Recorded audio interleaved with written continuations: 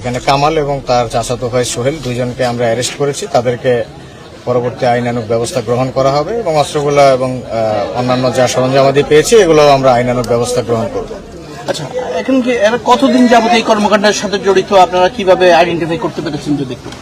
আমরা প্রথমে বলেছি এগুলো আমরা গোপনে তথ্য পেয়েছি এবং তারা বেশ কিছুদিন যাবতই আমরা তথ্য পাচ্ছিলাম যে তার বাসায় অস্ত্র আছে এবং সে অস্ত্র ব্যবহার করে, এই ধরনের তথ্য আমরা পাচ্ছিলাম।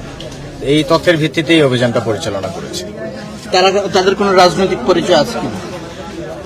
সে নিজে কোনো রাজনৈতিক পরিচয় ব্যক্ত করেনি এবং কারো সমর্থন বা এই ধরনের কোনো কিছুই বলেনি, এজন্য আমরা নিজেরা ধারণামূলকভাবে কিছু করছি না।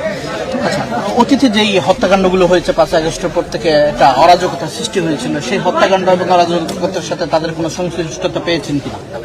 তার নামে 3টা মামলা আছে, যেগুলো মূলত চাঁদাবাজি, মারামারি এই রিলেটেড মামলা আছে, হত্যা মামলা নেই তার নামে। তবে এই রাউজান এলাকায় গত 1 বছরে যে ধরনের মার্ডার এবং অন্যান্য মারামারি সন্ত্রাসী কার্যক্রম হয়েছে সেখানে এই ধরনের অস্ত্রই ব্যবহার হয়েছে।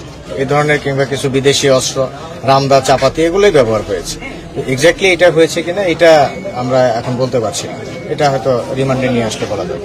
এত অস্ত্র তার বাড়িতে মজুদ রাখলো কেন? মজুদ রাখলো কিসের উদ্দেশ্য মজুদ রাখলো? এই বিষয়ে কোনো তথ্য দিয়েছে কিনা? না, এই বিষয়ে সে তেমন উল্লেখযোগ্য তেমন কোনো তথ্য দেয়নি। সে বিভিন্ন কথাবার্তা বলছে, বাট এটা আসলে গ্রহণযোগ্য। আমরা ঘরের ভিতরেও পেয়েছি, এই যে পেছনে যে আরেকটা ঘর আছে এই ঘরটাতেও পেয়েছি।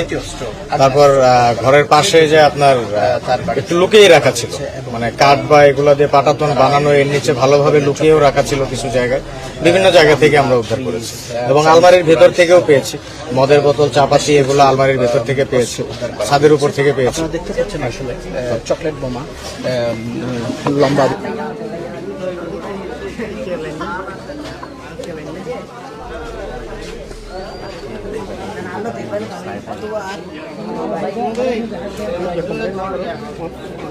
যাবে